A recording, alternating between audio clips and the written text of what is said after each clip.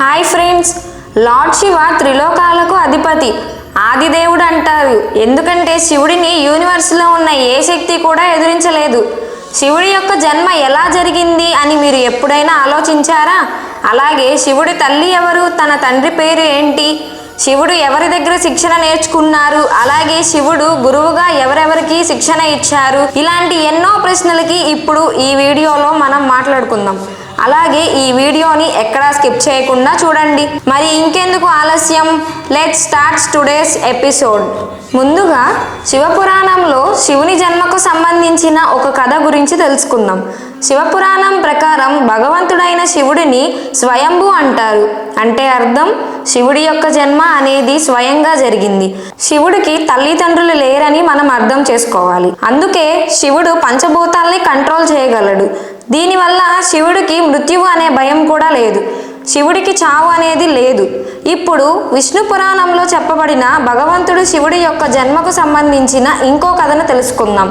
విష్ణు పురాణం ప్రకారం విష్ణువు నుదిట నుంచి వచ్చిన తేజస్సు కారణంగా శివుడి యొక్క జన్మ జరిగింది. విష్ణువు నాభి భాగం నుంచి బ్రహ్మ ఉద్భవించారు. అయితే విష్ణువు జన్మ గురించి శివపురాణంలో ఉంది. శివుడు ధ్యానం చేస్తూ రుద్రాక్షి మాలను లెక్కేస్తూ ఉన్నప్పుడు ఒక రుద్రాక్షి నుంచి విష్ణువు జన్మించాడు. ఇక్కడ మీరు గమనించినట్లయితే విష్ణు పురాణం మరియు శివపురాణం రెండు ఒకదానికి ఒకటి పూర్తి వ్యతిరేకంగా ఉన్నాయి. ఇవే కాకుండా శివుడి జన్మకు సంబంధించి ఇంకొక పురాణ కథ కూడా ఉంది. ఈ కథ గురించి మీ ఇంట్లో మీ అమ్మమ్మ తాతయ్యలు చెప్పే ఉంటారు. ఇంతకీ ఆ కథ ఏంటి అంటే, ఒకానొక సమయంలో విష్ణువు మరియు బ్రహ్మకి పెద్ద ఆర్గ్యుమెంట్ జరిగింది. ఆ ఆర్గ్యుమెంట్లో ఈ యూనివర్స్లో ఎవరు గొప్ప అనే మాటలతో గొడవ పడటం మొదలుపెట్టారు. అలా వీరిద్దరి మధ్య ఆర్గ్యుమెంట్ జరుగుతున్న సమయంలో శివుడు మెరుస్తున్న స్తంభంలాగా మధ్యలో ప్రత్యక్షం అవుతాడు. బ్రహ్మ విష్ణువులు ఇద్దరికి కూడా అక్కడ ఏం జరుగుతుందో అర్థం కాలేదు. అప్పుడు సడన్ గా ఒక శబ్దం వినిపించింది. మీలో ఎవరైతే ఈ స్తంభం యొక్క పై భాగాన్ని కనిపెడతారో వాళ్ళే గొప్ప అనే మాట వినిపించింది. అది విన్న బ్రహ్మ ఒక పక్షిలాగా మారి పైకి ఎగరటం మొదలు పెట్టాడు. విష్ణువు వారాహ రూపం దాల్చి స్తంభం యొక్క చివరి భాగాన్ని వెతకడానికి బయలుదేరారు. అలా చాలాసేపు వెతికిన తరువాత బ్రహ్మ విష్ణువు ఇద్దరికీ కూడా స్తంభం చివరి భాగం కనిపించలేదు. చివరికి వీరిద్దరూ కూడా ఓటమిని అంగీకరించారు. ఆ తరువాత శివుడు స్తంభ రూపాన్ని త్యజించి అసలైన రూపంలోకి మారిపోయాడు. అది చూసిన బ్రహ్మ విష్ణువులకి ఈ యూనివర్స్ లో అత్యంత శక్తివంతుడు శంకరుడే అని కనువిప్పు కలిగింది. శివుని మించిన శక్తి ఏదీ లేదని నమ్మారు. ఆ కథ ద్వారా శివుడికి అంతం లేదని అర్థమవుతుంది. అందుకే శివుడిని స్వయంభూ అంటారు. అంటే భగవంతుడు శివుడికి అసలు అంతమే లేదు. ఎందుకంటే శివుడు అమరుడు. శంకరుడికి సంబంధించిన ఒక ప్రసిద్ధ విషయం గురించి మాట్లాడుకుందాం. బ్రహ్మ శివుడికి తండ్రి అవుతాడు. ఈ స్టోరీ ప్రజల మధ్య చాలా ప్రసిద్ధి చెందింది. ఒకవేళ ఈ స్టోరీ నిజమైన బ్రహ్మకి శివుడు ఏ విధంగా పుత్రుడు ఎలా అవుతాడు? ఈ ప్రశ్నకి సంబంధించి విష్ణు పురాణంలో ఒక కథ కూడా ఉంది. విష్ణు పురాణం ప్రకారం భూమి, ఆకాశం అలాగే పూర్తి యూనివర్స్ నీటిలో మునిగిపోయింది. ఆ సమయంలో విష్ణువు తప్ప ఇంకెవ్వరూ లేరు. ఆ సమయంలో కేవలం విష్ణువు మాత్రమే నీటి మీద తేలుతూ ఉన్నాడు. ఆ తరువాత విష్ణువు నాభి నుంచి ఒక కమల పుష్పంలో బ్రహ్మ జన్మించాడు. బ్రహ్మ విష్ణువులు ఇద్దరు కూడా ఈ యూనివర్స్ గురించి మాట్లాడుతున్నప్పుడు మధ్యలో శివుడు ఉద్భవించాడు. అప్పుడు బ్రహ్మ శివుడిని గుర్తుపట్టలేదు. అప్పుడు శివుడు అక్కడి నుంచి మాయమైపోయాడు. ఇదంతా గమనించిన విష్ణువు బ్రహ్మకి దివ్య దృష్టిని ప్రసాదించి శివుడి గురించి గుర్తు చేశారు. ఆ తరువాత బ్రహ్మదేవుడు తన తప్పు తెలుసుకొని శివుడిని క్షమాపణ అడిగి పుత్ర రూపంలో జన్మించమని శివుడిని అడిగాడు.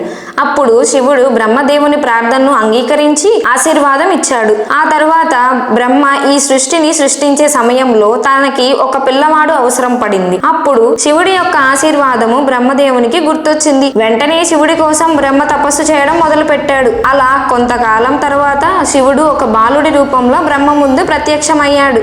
ఆ బాలుడు బ్రహ్మ ముందు నిల్చొని ఏడుస్తూ ఉన్నాడు. అప్పుడు ఆ బ్రహ్మ బాలుడిని ఎందుకు ఏడుస్తున్నావు అని అడగగా అప్పుడు ఆ బాలుడు నాకు ఎలాంటి పేరు కూడా లేదని సెలవిచ్చాడు. అప్పుడు బ్రహ్మ ఆ బాలుడికి రుద్ర అని పేరు పెట్టాడు. ఆ పేరుకి అర్థం ఏడుస్తూ ఉన్నవారు అని.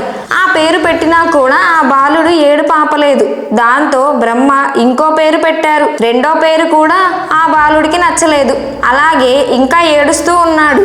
ఏదో విధంగా ఆ బాలుడి ఏడుపు ఆపాలని బ్రహ్మదేవుడు శివుడికి 108 పేర్లు పెట్టాడు.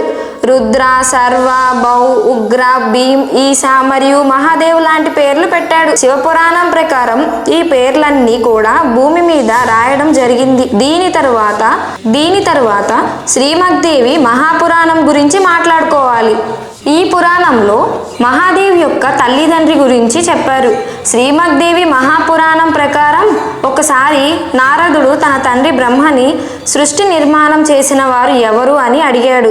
అలాగే మీ త్రిమూర్తుల యొక్క తల్లిదండ్రులు ఎవరని కూడా అడిగాడు. అప్పుడు బ్రహ్మదేవుడు ఈ విషయం గురించి నారదుడికి చెప్పాడు. బ్రహ్మదేవుడు చెప్పిన విషయం చాలా ఆశ్చర్యకరంగా ఉంటుంది. బ్రహ్మ ఏం చెప్పాడు అంటే, దుర్గాదేవి నుండి బ్రహ్మ, విష్ణు, మహేశ్వరులు పుట్టారు అని సెలవిచ్చాడు. ఆ దుర్గాదేవియే మా ముగ్గురికి తల్లి అని చెప్పాడు. మరియు కాల సదాశివుడు మా త్రిమూర్తుల యొక్క తండ్రి అని చెప్పాడు. ఈ కథతో పాటు దేవి మహాపురాణంలో బ్రహ్మ విష్ణువు మధ్య గొడవ గురించి ఇంకో కథ కూడా ఉంది. దేవి పురాణం ప్రకారం బ్రహ్మ మరియు విష్ణువుకి గొడవ జరిగింది. గొడవలో భాగంగా బ్రహ్మ ఈ సృష్టిని నేనే తయారు చేశానన్నారు. దీనికి సమాధానంగా విష్ణువు, నీకు నేను తండ్రిని, ఎందుకంటే నా నాభి నుంచి ఉద్భవించావు కాబట్టి అని అన్నారు. అలా వీళ్ళిద్దరి మధ్య గొడవ పెరుగుతూ వచ్చింది. ఈ విషయాన్ని గమనించిన సదాశివుడు అక్కడికి వచ్చి, పుత్రులారా, నేను మీకు యూనివర్స్ ని తయారు చేయడం, పాలించటం లాంటివి 2 పనులు అప్పగించాను. ఇదే విధంగా శంకరుడికి సంహరణ, తిరోగతి లాంటి పనులు అప్పగించాను. సదాశివుడు ఇంకా మాట్లాడుతూ, నాకు 5 ముఖాలు ఉన్నాయి. 1 అకార్, 2 ఉకార్, 3 ముకార్, 4 బిందు మరియు 5 ముఖం నుండి నాబ్ అంటే శబ్దం ఉద్భవించింది. ఈ 5 ముఖాల్ని కలిపి చూసినట్లయితే ఓంకారం తయారవుతుంది. ఈ ఓంకారాన్ని మనమందరం శివుడి మూలమంత్రంగా చెప్పుకుంటాం. సదాశివుడు ఇంత చెప్పిన తర్వాత శివుడి కంటే బ్రహ్మాండం మొత్తంలో కూడా ఎవ్వరూ శక్తివంతులు కారని బ్రహ్మ విష్ణువులకి అర్థమైంది. దాంతో ఇద్దరూ కూడా శివుడికి ప్రణామాలు చేశారు. ఇప్పటి వరకు కూడా శివుడు గురించి ఎన్నో విషయాల్ని తెలుసుకున్నాం. అయితే శివుడు ఎవరి దగ్గర శిక్షణ పొందాడు, శివుడి యొక్క గురువు ఎవరో తెలుసా? మీలో కొంతమందికి తెలిసే ఉంటుంది. శివుడు పూర్తి విశ్వానికి గురువుగా చెప్పుకుంటారు. అయితే ఇక్కడ ప్రశ్న ఏంటంటే, శివుడు ఎవరికి గురువుగా శిక్షణ ఇచ్చాడు? హిందూ పురాణాల ప్రకారం ఈ విశ్వానికి బ్రహ్మ మరియు శంకరులు ప్రథమ గురువులు అవుతారు. వీళ్ళిద్దరూ కూడా సృష్టిని తయారు చేశారు. బ్రహ్మదేవుడు తన మానస పుత్రులకు శిక్షణ ఇచ్చాడు. అలాగే శివుడు తన జ్ఞానాన్ని 7 శిష్యులకి ఇచ్చాడు. అంటే శివుడు 7 శిష్యులకి గురువుగా చెప్పుకోవచ్చు. ఆ 7 శిష్యుల్ని ఈ రోజు మనం సప్త ఋషులు అని పిలుస్తుంటాం. ఈ వీడియోలో శివుడి జన్మ గురించి ఎన్నో విషయాల్ని తెలుసుకున్నాం. ఈ వీడియో గనక మీకు నచ్చినట్లయితే please like, share and subscribe.